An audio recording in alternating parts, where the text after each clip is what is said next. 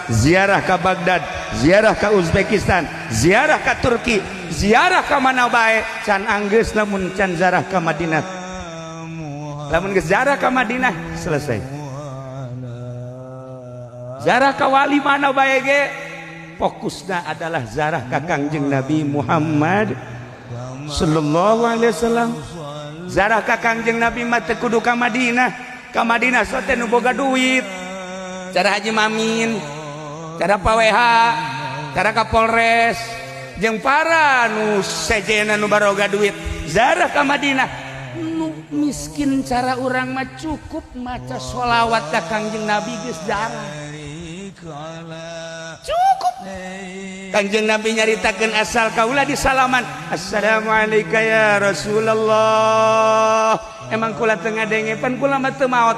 Boro-boro kaula cek Kangjeng Nabi, jelema nu maot syahid wala taqulu lima yuqtalu fi sabilillahi amwat bal ahya walakin la ta'lamun.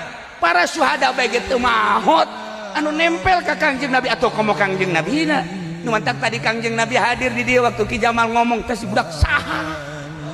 Si Kangjeng Nabi blon ni budak ya.